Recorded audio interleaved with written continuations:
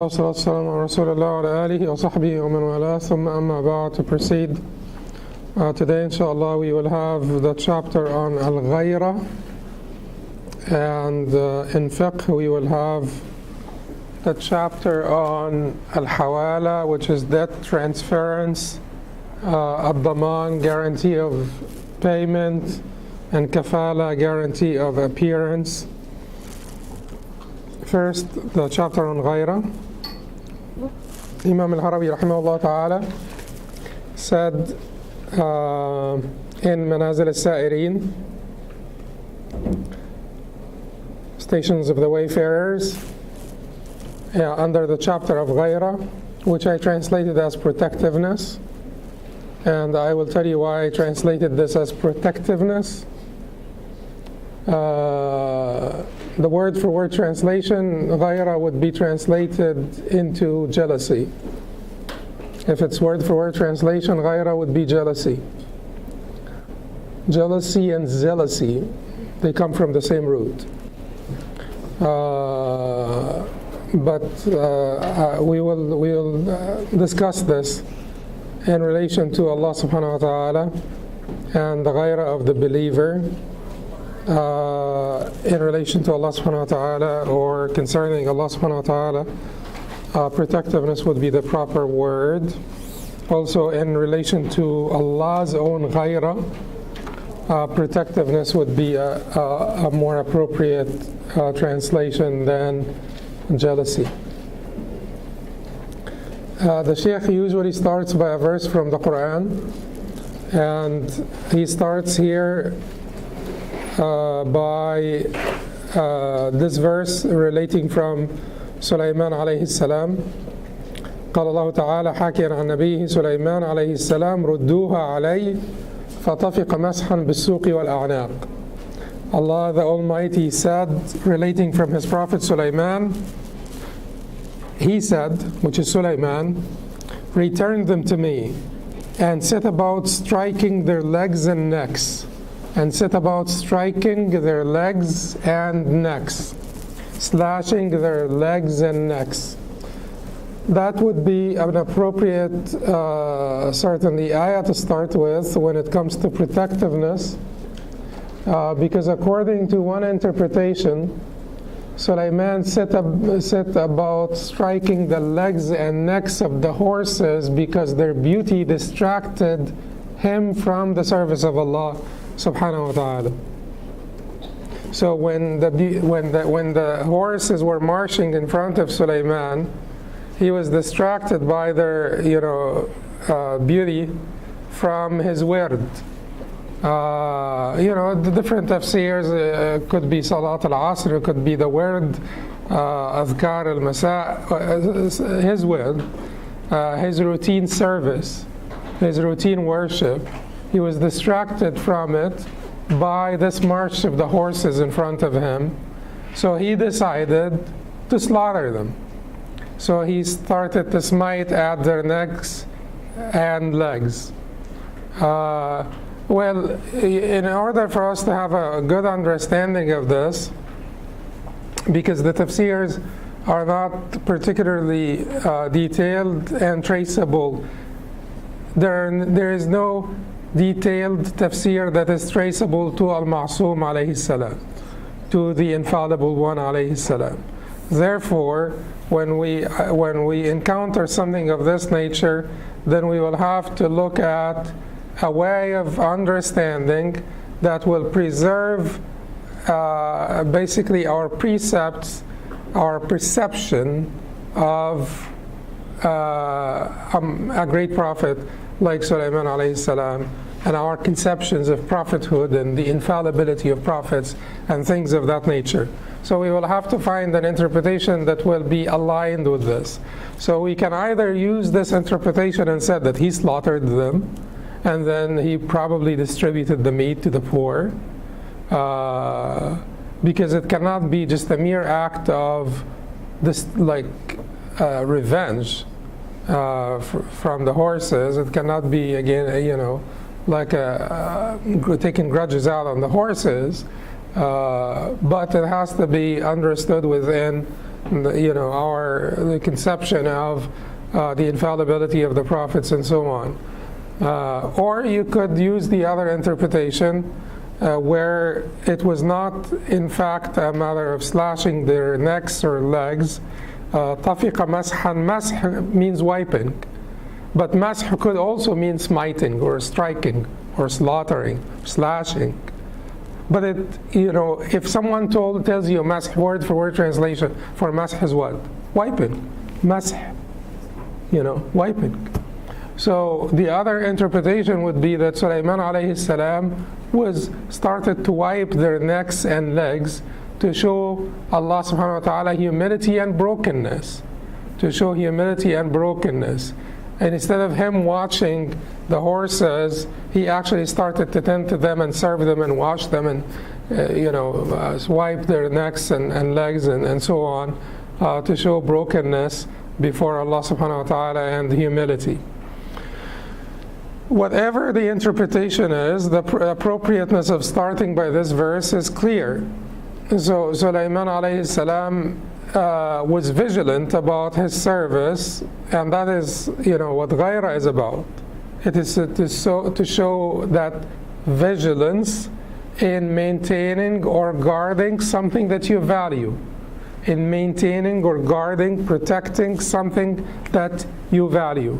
That is why ghaira is always, or not always, but often mentioned in regard to protecting your maharim. For men, it would be in it would be mentioned regarding the protection of your female family members, particularly your wife, your daughter, your sister, your mother, and so on. The ghaira, it's the protectiveness. Not necessarily the jealousy. Jealousy is your unease concerning the rivalry, or concerning the competition or rivalry for your beloved one or for something beloved to you. It does not have to be someone beloved to you, but it could be something beloved to you. So you're basically leadership. You're jealous of someone because they're competing for leadership with you in your company, or they're competing for a particular position with you in your company. You're jealous of someone because they are stronger, more knowledgeable, wealthier than you. You're just uneasy with their advantage. You're uneasy with their rivalry. And that's like sibling rivalry.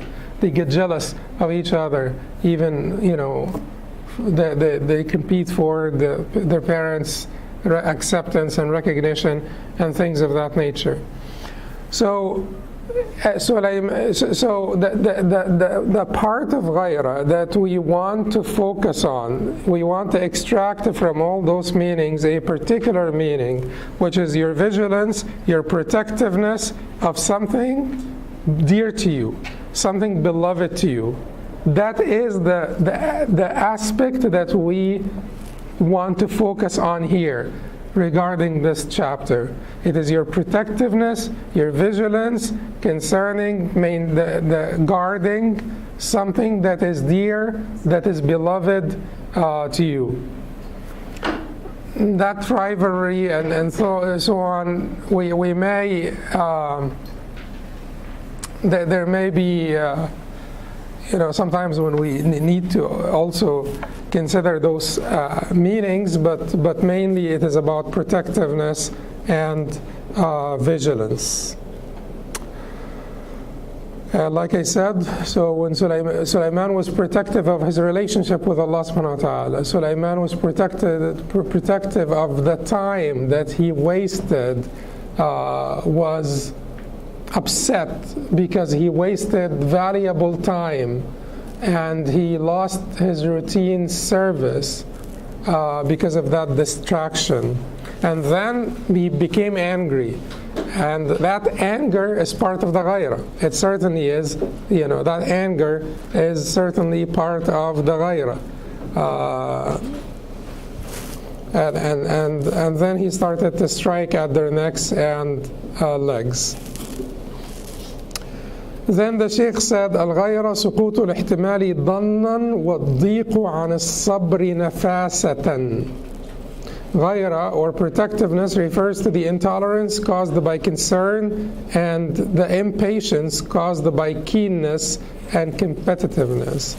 It is basically, it refers to intolerance. سقوط الاحتمال. You don't have ihtimal, you don't have tolerance. That's not a positive thing, but it's positive in this context. You don't have tolerance out of concern, like you do not tolerate failure, you do not tolerate coming short or falling short, you do not tolerate being beaten to Allah by someone else. سقوط الاحتمال ظنا. ظنا, it is out of concern. It's out of, dhan would be basically out of stinginess, but here the more proper translation is out of concern. وَالضِّيقُ عَنِ الصَّبْرِ نَفَاسَةً. الضِّيقُ عَنِ الصَّبْرِ نَفَاسَةً, basically impatience caused by keenness and competitiveness. Nafasa, it relates to munafasa, which is competition. It relates to nafis also, which is precious. It is basically out of keenness and competitiveness for something that is valuable and precious to you. You're competing for something that is precious to you. Therefore, you have impatience. Impatience. And that is when impatience is praiseworthy. Impatience is commendable in this particular context. Impatience is commendable is because as-sabra anillah razila. Sabra anillah is a vice, not a virtue. To be able to patient yourself in your journey to Allah, don't worry, you're going to catch up. There is no reason to be anxious, or that type of patience is a condemnable patience.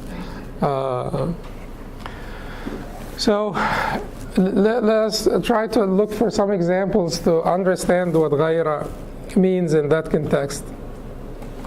You have ghayra min al-khalq, you're jealous of other people if they beat you to Allah. What does that mean? We have to understand what that means. And you have ghayra for Allah. You have ghayra for Allah, which means what? You get protective for the sake of Allah. You get protective of what? Protective of maharimillah, the bounds of Allah, of the rights of Allah subhanahu wa ta'ala. You're protective of them, you're vigilant about them, you do not want them violated. Because at the root, ghayra is caused by self-respect that will make you angry when your honor is violated. Isn't that what ghayra about? Self-respect that will cause you to be angry when your honor is violated. Okay, when it comes to Allah subhanahu wa ta'ala, when will you have ghayra for Allah? When the bounds of Allah are violated, when the rights of Allah are not fulfilled by yourself or others. By yourself or others. That is ghayra for Allah. What the other ghayra refers to, it is your jealousy, could even call it jealousy in this regard. But we will have to understand that this is not the malignant jealousy. It is not the sort of evil jealousy like envy or zealousy.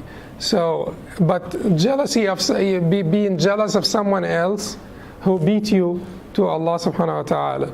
But that does not mean that you will try to impede him, because your goal and your aspiration is for everyone to become closer to Allah subhanahu wa ta'ala, because you do this for yourself or for Allah subhanahu wa ta'ala. For Allah. In this case, what would be more pleasing to your Lord? معصية العاصي ولا طاعة المطيع, the disobedience of the people or their obedience. Their tawbah is more beloved to him or their rebellion. Of course, their ta'ah, their tawbah is more beloved to him. If that is more beloved to him and he is more beloved to you than yourself, then you will be anxious to see everyone obedient, everyone repentant, everyone drawing closer to their Lord. And that would be your ghayrah for Allah, or your protectiveness for Allah. Sa'ad ibn Ubadah one day said, if I were to see someone with my wife, I would strike him with the sword, with the edge, not the side. The side of the sword, or the edge. So I would strike him like I would fatally strike him with my sword. And then the Prophet ﷺ said, أَتَعْجَبُونَ مِنْ غَيْرَةِ سَعْدٍ فَلَأَنَا أَغْيَرُ مِنْهُ وَاللَّهُ أَغْيَرُ مِنِّي. Are you amazed at Sa'ad's jealousy? In this case, we will have to switch the translation and say, I am more protective than him, and Allah is more protective than me. I am more protective than him. If it is translated literally, it would be, I am more jealous than him, and Allah is more jealous than me. But like I said, the part of ghayrah, the aspect of ghayrah that pertains to Allah within this, and the Prophet ﷺ is the protectiveness. So I am more protective of my honor than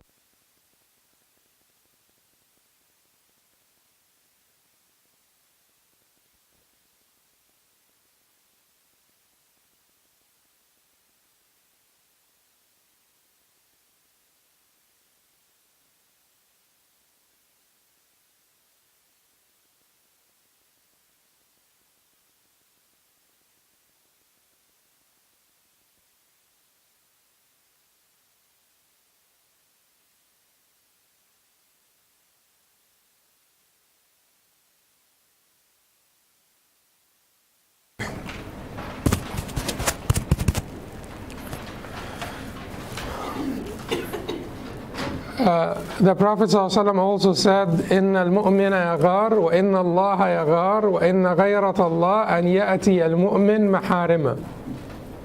The Prophet ﷺ said, the believer shows jealousy, and Allah subhanahu wa ta'ala is protective, shows protectiveness. وَإِنَّ اللَّهَ يَغَارُ وَغَيْرَةُ اللَّهِ, Allah's protectiveness, Allah becomes angry,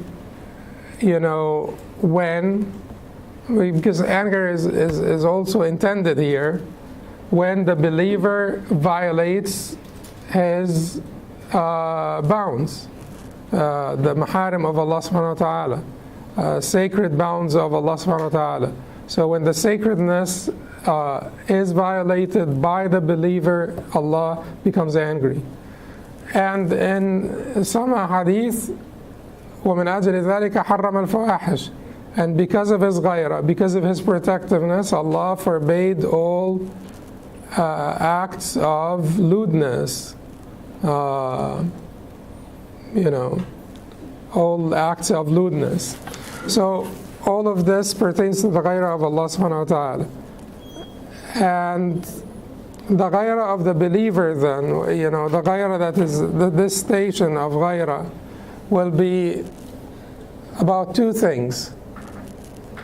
Ghayrah for Allah, and the ghayrah for Allah does not mean that you will not want other people to draw closer to Allah subhanahu wa ta'ala. Some of the sort of claimant of tasawwuf made it look like it would be like this, like you're so protective of your relationship with Allah, like that the jealousy would be basically like the same jealousy that applies to your spouse, will apply also in your relationship with Allah subhanahu wa ta'ala, that you do not want to see anyone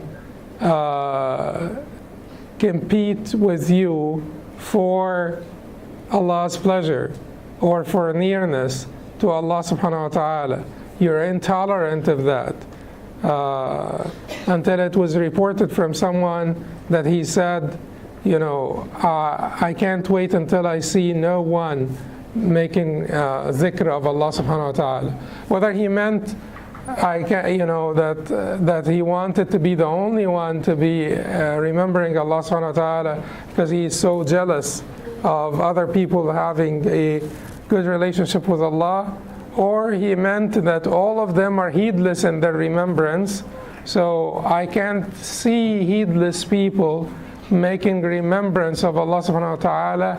I wish they just stopped making dhikr, because their dhikr is not coming out of their heart.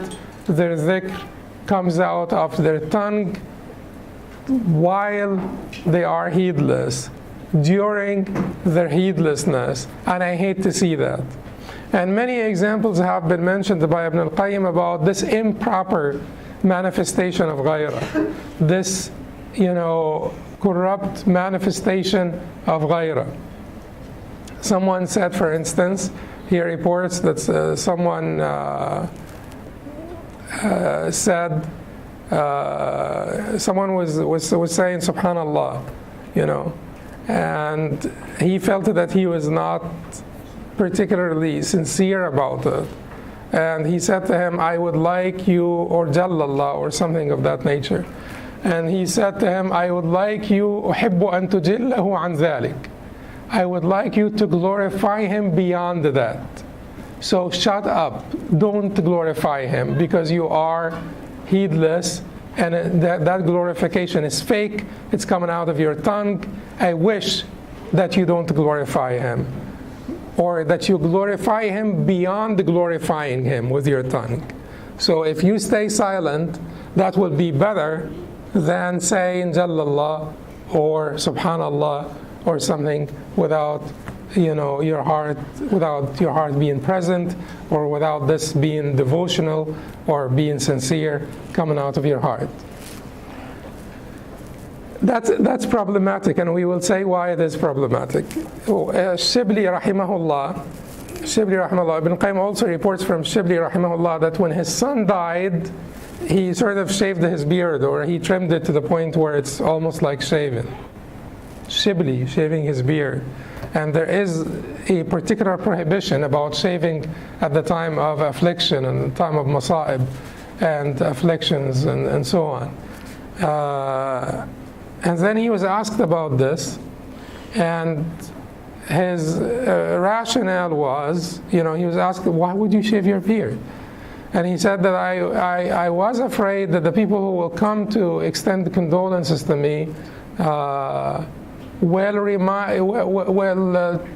give me, exhort me, or mention Allah subhanahu wa ta'ala for me, or remind me of Allah subhanahu wa ta'ala, and while they're heedless.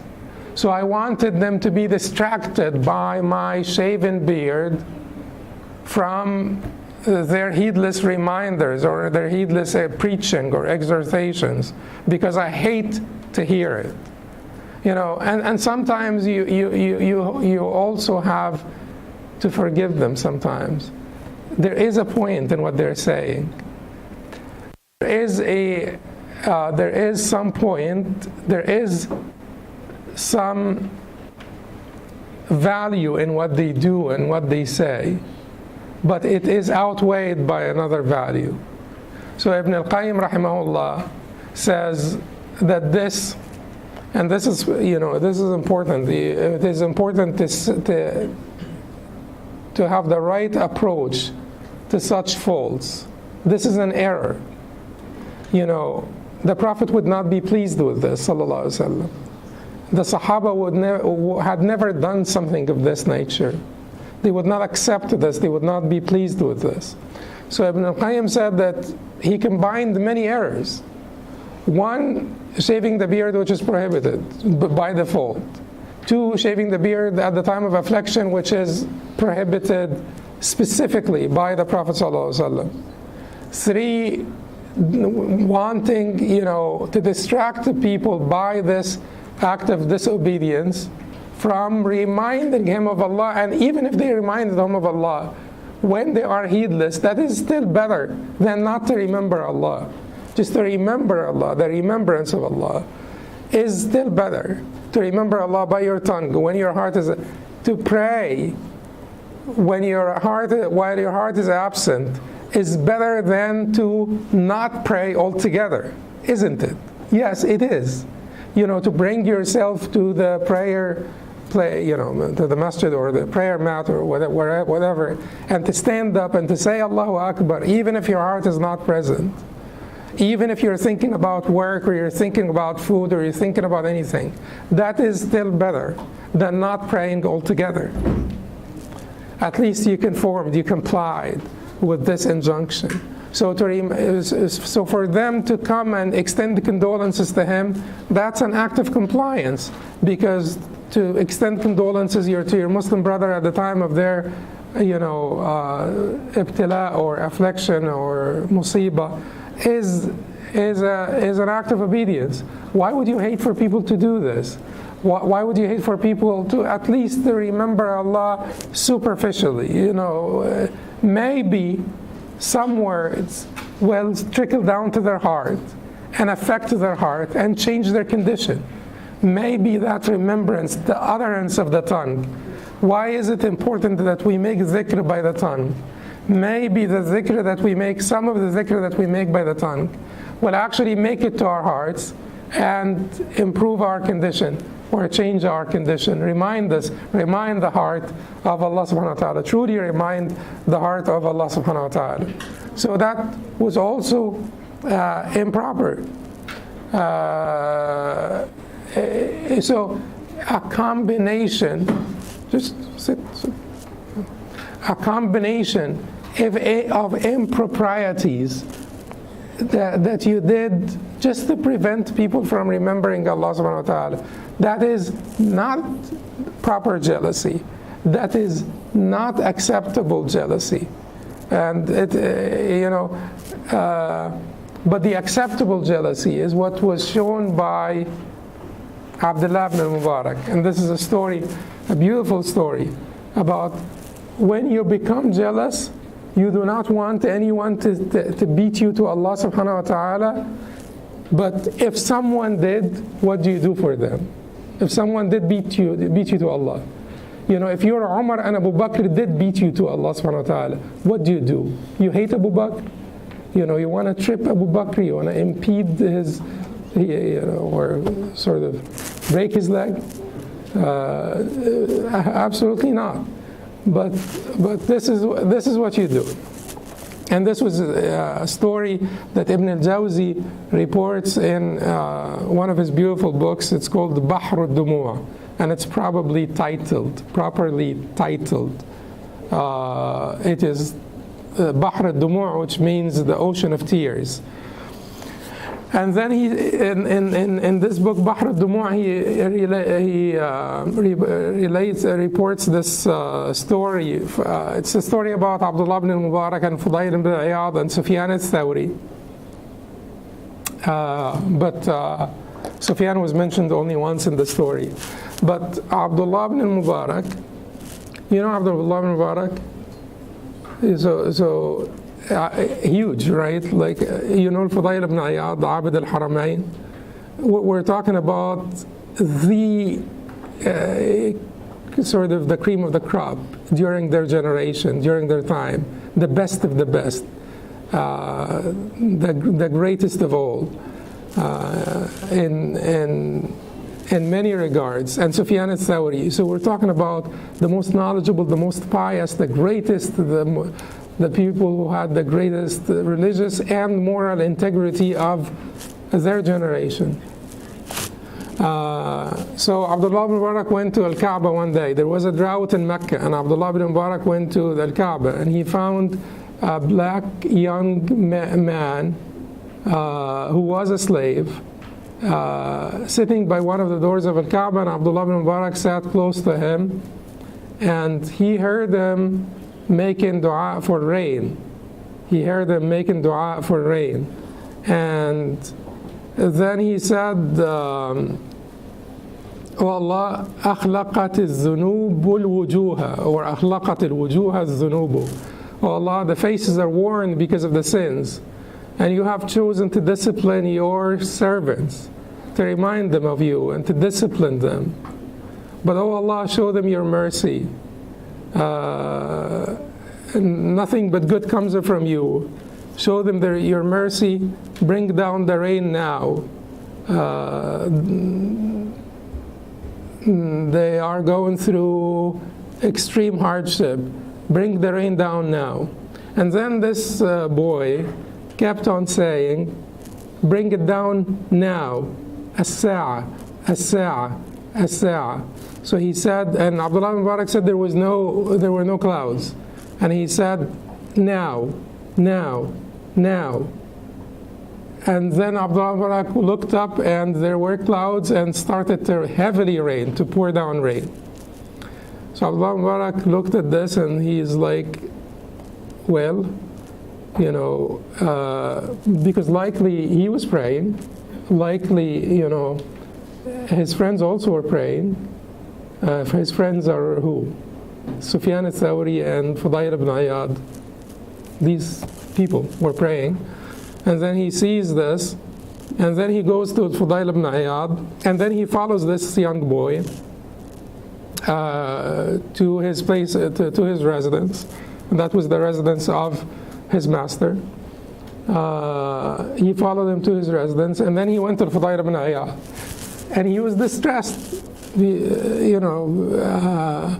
So Fudayl ibn Iyad was talking to him, and then he was not paying attention. Fudayl was, what is wrong? He was saying to him, what's wrong with you?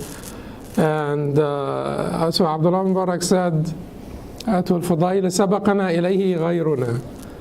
We were beaten to Allah. Someone else beat us to Allah subhanahu wa ta'ala. فتولاه دوننا. سبقنا إليه غيرنا فتولاه دوننا. Someone else beat us to Allah, and he took him as a wali. He took him, you know, as a wali, not us. He took him, not us, as a wali, as a friend. But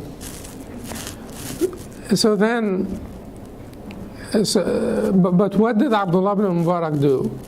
Abdullah ibn Mubarak went to the house of that, you know, the house of that young boy, and he asked about him, and the master came out and said to him, I can give you anyone but not this one, because I feel the blessings of his presence in my home. And then Abdullah ibn Mubarak kept on pleading to him to buy this young boy from him. And he said to him, how do you want me to go back to al-Fudayl ibn Iyad? You see, Abdullah ibn Mubarak, these people are known to be, you know, to be who they are, you know, who we know them to be. So he said to this man, how do you want me to go back to al-Fudayl ibn Iyad and Sufyan al-Thawri without basically bringing them the boy that I talked to them about? Until the master said to him, okay, I will sell him to you, Abu Abdurrahman. Your visiting of me and your coming to my home is so dear to my heart. Okay, I'll sell him to you. And then he was taking the boy back to al-Fudayl ibn Iyad and Sufyan al-Thawri, you know, to show them the gym, to show them the one whose prayer was answered by Allah subhanahu wa ta'ala after the people of Mecca were, you know, were praying without accomplishing or achieving their want or need. So he took him back, and then on the way, the boy said to him, the boy called him, Ya Abu Abdurrahman, and that was the kunya of Abdullah ibn Mubarak. So the boy called him, and then Abdullah ibn Mubarak said to him, Labbaik, which means at your service. So the boy is like, masters don't say at your service to their slaves. Slaves say at your service to their masters. Don't say that to me. And then Abdullah ibn Mubarak said to him, Ma turid ya habibi, what would you like, oh beloved? And then the boy said to him, why have you bought me? You could have bought someone else. I'm too weak to serve. And then Abdullah ibn Mubarak said to him, لا رآك الله تخدمني أبدا. May Allah never see you serving me ever. I did not buy you for this. I bought you إنما اشتريتك لأعتقك, to free you. وأبني لك دار. And Abdullah Mubarak used to be wealthy, and he used to be, very generous, extremely generous. إنما أعتقك وأبني لك دارا, and I build a house for you. وأزوجك, and I'll get you married. وأخدمك, and I will serve you. So the boy then the boy then started to cry, and he said that you're not doing this except after seeing my communication with Allah, اتصالي بالله عز وجل, my communication with Allah, and I wanted to keep this private, and I enjoyed it when it was private, but now you know about it, and now everyone will know about it. And he started to cry, and then he asked him to go to pray 2 rakahs. They passed by the masjid. He asked him to pray 2 rakahs, and he went in and prayed 2 rakahs. And Abdullah ibn Mubarak was waiting for him. He told them, why don't come? He told them, let's go first and see al-Fudayl ibn Iyad. But he was waiting for him. And then after he prayed,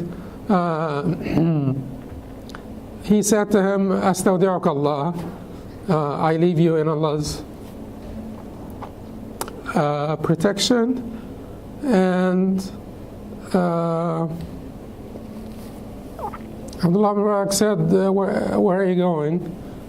And he told him, I'm going on a long journey. And then he prostrated and died.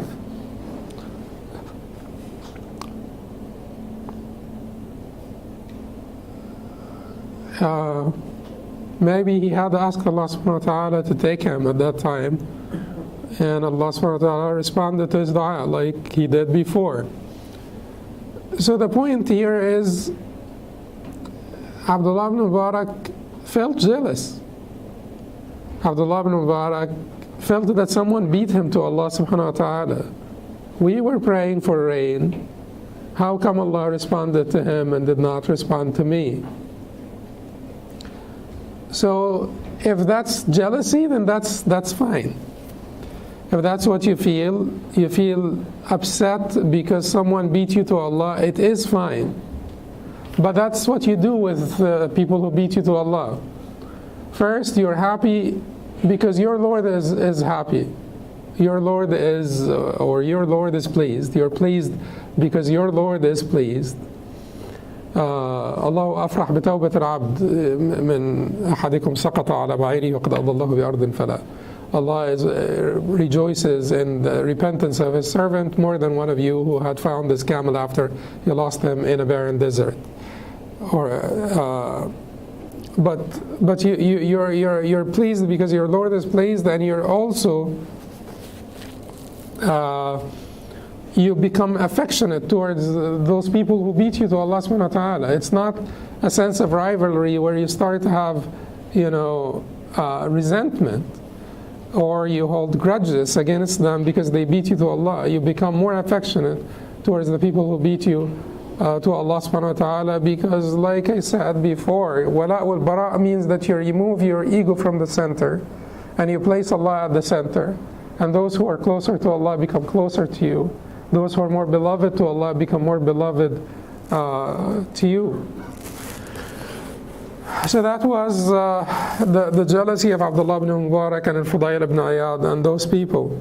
They did not want anyone to beat them to Allah. I remember Wahib ibn al-Ward, when we were talking about Wahib ibn al-Ward, one of the statements last time we were talking about Wahib ibn al-Ward, one of the statements of Wahib ibn al-Ward was, إن استطعت ألا يسبقك إلى الله أحد فافعل. Wahib used to say, if you can make sure that no one will beat you to Allah, then do it. Make sure that no one will beat you to Allah. If you can do that, if you can make sure that no one will beat you to Allah, do it. How do you do it? By excelling in the service of Allah. By excelling in sincerity and devotion to Allah subhanahu wa ta'ala. Because likely that boy was a slave, so he likely did not have that much time to serve in terms of do things, in terms of pray, although his master said that he prays most of the night, and he allowed him because he felt the blessings of his presence in his home. But he did not have the capacity to do the things like Abdullah ibn Mubarak used to do. Abdullah ibn Mubarak used to be a great scholar, a verifying erudite scholar. He used to be a great mujahid, one of the greatest mujahid. And he used to be also a great nasik, abid, worshipper, a servant of Allah subhanahu wa ta'ala. And we're not saying necessarily that this boy was better than Abdullah ibn Mubarak. We are not judging in that sense, but at least Abdullah ibn Mubarak felt that Allah responded to him and did not respond to me, and that told Abdullah ibn Mubarak something. So the point here is that there is the travel by the heart is completely different from the travel by the body. When your heart can cover a much larger distance in a much shorter time than your body. You could advance on the journey to Allah subhanahu wa ta'ala by millions of times with your heart, by millions of times more than your body. So it is devotion, it is sincerity, it's humility, it's brokenness that probably got this boy ahead of many others who did a lot more than him in terms of service, in terms of worship, in terms of rituals. So that's ghayra. Ghayra is basically to make sure that no one beats you to Allah subhanahu wa ta'ala. And ghayra lillah is to also feel angry when the bounds of Allah subhanahu wa ta'ala are violated. When the bounds of Allah are violated. The Shaykh said here it is 3 levels. وَهِيَ عَلَى 3 درجات, it is of 3 levels. الدرجة الأولى غيرة العابد. الدرجة الأولى غيرة العابد على ضائع. The first level is the غيرة of the servant concerning that which was missed. يسترد ضياعه, to retrieve it. ويستدرك فواته, make up for missing it.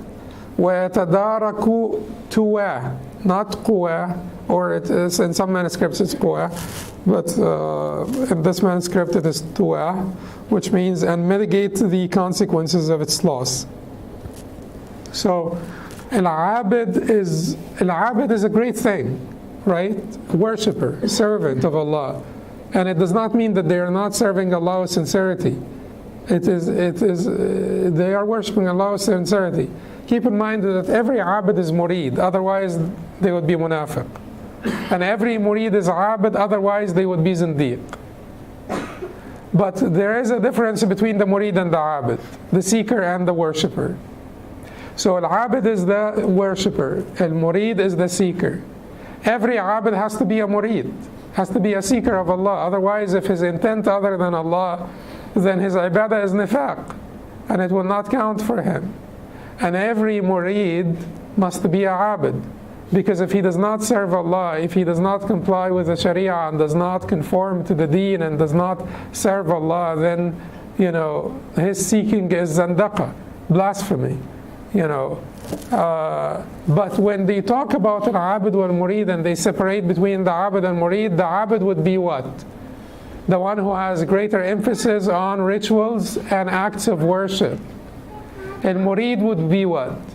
The one who puts a greater emphasis on, he does all the acts of worship, but he's putting greater emphasis on the heart, the journey of the heart, the journeying by the heart, the purification of the heart, removal of illnesses and flaws and faults from the heart, to weed out his heart and purify his heart. That is al-murid. But keep this in mind. Kullu abidin murid. Otherwise they are munafiq. And kullu murid abid. Otherwise they are zindiqs. But there is greater emphasis in ibadah for the abid on worship, and there is a greater emphasis on the murid puts a greater emphasis on the strengths of the heart, and greater emphasis on curing the weaknesses of the heart. So he puts a greater emphasis on humbleness as a quality, for instance. He puts a greater emphasis on muhasabah, self-reckoning. He puts a greater emphasis on the deeds of the heart. So the first level here is the abid, not the murid, and he says غيرة al-abid, the protectiveness of the abid, or the vigilance of the abid, is concerning the worship that he lost, the service that he lost, the good deeds that he lost. يسترد ضياعه, so that he may retrieve it. يسترد ضياعه, may retrieve it. وَيَسْتَدْرِكُ فَوَاتَهُ, and make up for missing it. What is the difference between retrieve it and make up for it? Some things you can make up for, some things you can retrieve, and some things you cannot retrieve, so you do qada of them. But they're never like, it's never the same. Some things you can retrieve, like you couldn't make it to the Umrah with this group, you'll make it to the Umrah, next month or next year or in 6 months with another group. That is retrieving it. Okay, but you did not pray on time for some reason. That's it, it is gone. You make up for it. You make up for it. But let us say you did not pray on time out of laziness. You can't make up for it. Like you lost one day of Ramadan without excuse, without the proper excuse. Can you ever make up for it? You can never make up for it. The Prophet ﷺ said, لَمْ يُعَوَّضْهُ صِيَامُ الدَّهْرِ وَإِنْ صَامَ مَنْ أَفْطَرَ يَوْمًا مِنْ رَمَضَانَ. Whoever breaks the fast on one day of Ramadan, it will not make him up to fast his entire life afterwards. To fast his entire life afterwards. It's not making him up. It's gone. That day is gone. That day is over. That is why he said, وَيَتَدَارَكُ تُوَى, and mitigate the consequences of its loss. Because if it is something that you cannot even make up for, something that you cannot retrieve, like Umrah, you make another Umrah. Something you cannot make up for, like missing the Salah because you are asleep, or missing one day of Ramadan, or missing your word because your particular word that is not wajib, but you missed it. and you made up for it. But if it is something that you cannot make up for, then you mitigate the consequences of its loss. It's gone. You mitigate. You repent. You repent. You know, when Umar radiallahu anhu, was rough with the Prophet sallallahu alaihi wasallam. No, not rough with the Prophet sallallahu alaihi wasallam in the sense. No, I shouldn't say rough. But he was resistant in Sulh al-Hudaybiyah to the command of the Prophet sallallahu alaihi wasallam that go ahead, we're done. Umar wanted to fight. He wanted to fight Quraysh. He felt that the treaty was like to their disadvantage, to the disadvantage of the believers, to the advantage of Quraysh, and he wanted to fight. And because he resisted the wish of the Prophet ﷺ, or he, basically got into like a sort of a discussion with the Prophet ﷺ about it, showed some resistance. He said, I continued to do things, for the rest of his life. He continued to do things to basically mitigate the consequences of this behavior, of this conduct with the Prophet ﷺ. So there are three levels here. One is to redo it if it is not a timed act of worship, and you can basically redo it, do it some other time. The second, to make up for it. The third is to mitigate the consequences of its loss. And ma'siyah would be what? Would be, making up for it, but making up for it, you can't make up for it in the sense of mitigating the consequences of doing it. Like to do things that will erase the sayyat, to do hasanat that will erase the sayyat. And then the Shaykh said, وَالدَّرَجَةُ الثَّانِيَةُ غَيْرَةُ الْمُرِيدِ. The second level is the ghayra of the seeker. The first was the worshipper, the second is the seeker, and every worshipper is a seeker, and every seeker is a worshipper, but the seeker is the one who puts more emphasis on their heart, taking care of their heart. وهي غيرة على وقت فات وهي غيرة قاتلة. He said the second level is the ghayra of the seeker, and it is concerning a time lost. وهي غيرة قاتلة, and it is a lethal ghayra. It's a lethal ghayra. It debilitates.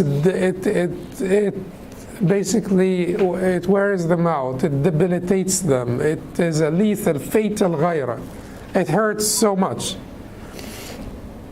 Why does it hurt the murid so much? That because for the murid, it is not just about worship. It is about every breath that was spent in something other than seeking the pleasure of Allah subhanahu wa ta'ala. He says it's ghayra qatila, it's a lethal ghayra. فَإِنَّ الْوَقْتَ, because time is وَحِيُّ الْغَضَبِ. وَحِيُّ الْغَضَبِ, quick to lapse. وَحِيُّ الْغَضَبِ means temperamental. Time is temperamental. And he's trying to do like a representation of an abstraction here. Because they used to deal a lot with their beasts of burden, their horses, you deal a lot. So an example that will relate to this will be easier to understand. So he's trying to basically make sort of some similitude here between time and a beast of burden. The beast of burden can be described as wahiyyul ghadab, quick to get angry, meaning temperamental, a temperamental horse, a temperamental horse. But in this sense, wahiyyul ghadab, in some other manuscripts, wahiyyut taqaddi, which means quick to lapse. But at the end of the day, even according to this manuscript, quick to get angry, he means quick to lapse, quick to lapse. Abiyul janib means difficult to manage. Difficult to manage. Sa'abul miras, in other words. difficult to manage. Time is difficult to manage. It's like a horse that is temperamental and difficult to manage. Battiyur rujua, which means slow to return. He does not mean here that time is slow to return, because time never returns. What does he mean? He means that the hal that you have at a certain time from which you dropped, from which you have fallen, is hard to get back to. The hal, the state, your spiritual state, your relationship with Allah. Like you get to a certain point, a certain step on the stairway to Allah subhanahu wa ta'ala. You get to a certain step and you slip, and it is so hard to get back. That is batiyur rujua. It is slow to return. That state that you had at one point, that state that you had when you were 26 years old before you got married, or not before you got married, like, but a particular state that you really enjoyed, a particular peak of your relationship with Allah subhanahu wa ta'ala, and you slipped from it, and you keep on trying to go back, and it's so hard to go back. Keep in mind that certainly perfection is hard, and to move from like 75% to 80% is harder than moving from 70% to 75%, right? And when you slip from 85% to 80%, to going back to the 85% is hard. It's not easy. And that's what he means by this. Like, hold on to your state, hold on to your place, because if you slip, a return is not easy and will be slow. And then he said, وَالدَّرَجَةُ الثَّالِثَةُ غَيْرَةُ الْعَارِفِ عَلَى عَيْنٍ غَطَّاهَا غَيْنٍ.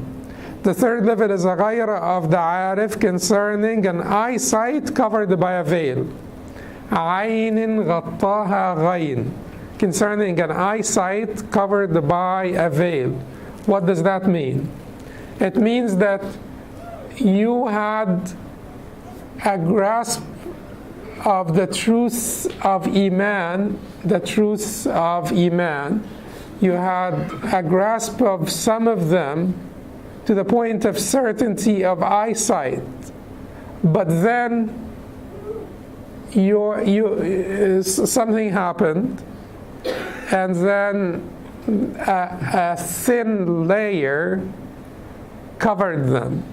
So now you are reaching for them with some unease. It's not like eyesight anymore. You had the certainty of eyesight concerning some or all the truths of Iman, and now the veil, there is a veil between you and them, and that veil is caused by, your own failure. وَسِرٍّ غَشِيَهُ رَيْنٍ. So, عَيْنٍ غَطَّاهَا غَيْنٍ وَسِرٍّ غَشِيَهُ رَيْنٍ. An inner state obscured by smudge. An inner sir, they usually use sir to refer to one of two things. Sir could be, sir means secret. When they use sir, particularly in that phase, which is the phase of fana, they either mean the innermost part of the soul,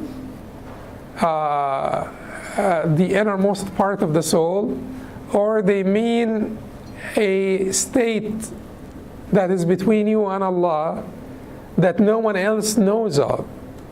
You remember that young boy?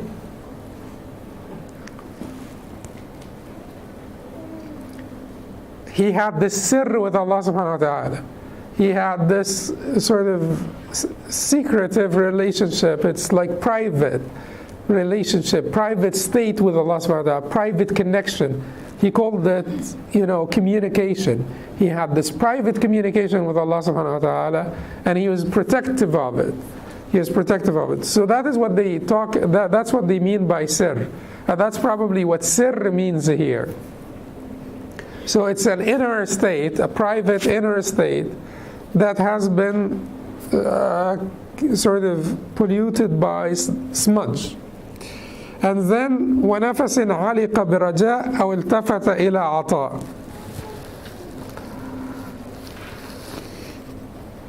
So part of the ghaira of the arif, and the arif is, as we said before, it can be translated as Gnostic, but we prefer to use arif because of the negative connotations of the word Gnostic, but it is the knower. The translation of arif, knower.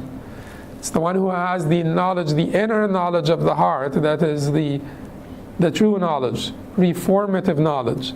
Not the knowledge of the tongue or the intellect, not the knowledge that you speak of, or even the mental convictions, but the knowledge of the heart that is reformative or transformative, that actually changes you, that makes you a better person. That is al-arif, or that is ma'rifah. And the final one, نَفَسٍ عَلِقَ بِرَجَاء أَوْ الْتَفَتَ إِلَى عَطَاء, and a breath that clung to hope or looked for prizes. عَلِقَ بِرَجَاء, a breath that clung to hope. That's عَلِقَ بِرَجَاء. أَوْ الْتَفَتَ إِلَى عَطَاء, or looked for prizes, looked for rewards. You know, what does he mean by this? He means that like every breath, in every breath that you take, your ultimate goal is the pleasure of Allah and nearness to Allah, the love of Allah subhanahu wa ta'ala, Allah loving you. And if you are looking for short-term gains or immediate gains or anything short of this, we said al-Jannah is a different thing, because al-Jannah is baqiya bi baqa'illah, and al-Jannah is the reward of Allah that He basically wanted us to seek. But looking for short-term reward, or even looking for Jannah without being cognizant that the best thing in Jannah is your nearness to Allah. The greatest thing in Jannah is your beholding. Is your beholding of Allah. If you're thinking of Jannah, if you spend your breath thinking of Al-Jannah without this being the dominant feeling, without this being the dominant thought, the ultimate pursuit, the ultimate objective or goal is nearness to Allah, the pleasure of Allah being pleased with you, and you being near to Allah, and beholding Allah subhanahu wa ta'ala. And you're thinking of, al-Hur al-Ain, or you're thinking of, the rivers of this, or rivers or fruits or this or that, or whatever it is, then certainly that is a breath.